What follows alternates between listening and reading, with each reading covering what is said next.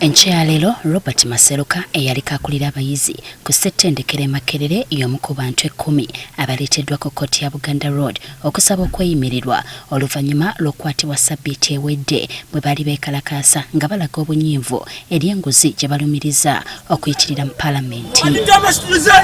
Bano okuli Jeremiah Kato, Kanono Ashraf, Onyango David Anderson, Chiaka Abdu, Shabil Abdu Majidi, Matibwa Innocent, Muwonge Vian ne Abdu Basat Najib wiki ewedde bakwatibwa era ne basomerwa emisango ebiri okuli okweyisanga ekitagasa kono gwa kirereese.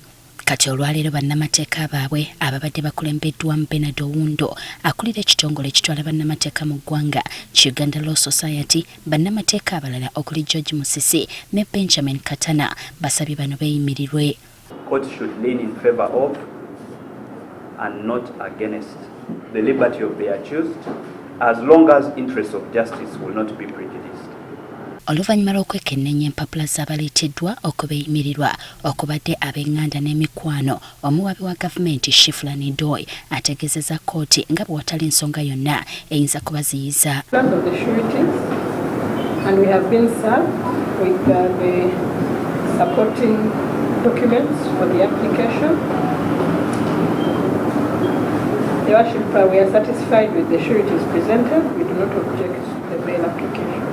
Bw'atyo omulamuzi Jali Abasajja Balaba owa kkooti ya Buganda Road abakkiriza okweyimirirwa ku mitwalo 10 egy'obuliwo n'emitwalo 3 egitali gya buliwo eri ababeeyimiridde. The accused persons, that is A1 to N9, they've been released on bail on the following terms. A, cash bail of shillings 100,000 for each of the accused persons. Then court bond of not cash of 300,000 of each of the sureties. This offence is bailable.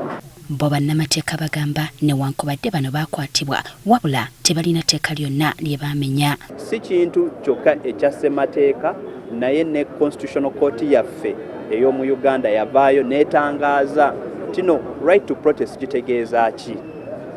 Nevaayo n'etangaaza kati ffe nga bannamateeka tuwagira right of protest as long as it is non-violent and it is peaceful.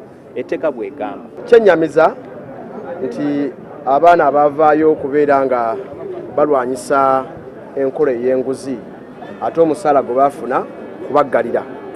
Ekintu ekyo tukivumirira ne sekuvumirira yenna weesanga nti n'omusango gwali gubataddeko tegwalimu ggumba.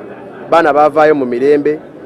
Akawaayiro 29 aka ssemateeka subsection D kalagalunye nti abantu baddembe okubeera nga bavaayo ne babeera nga beemulugunya ku nsonga ez'enjawulo singa baba nga tebalina mmundu oba bissi oba mayinja nga tebalina kintu kiba kibayinoonye.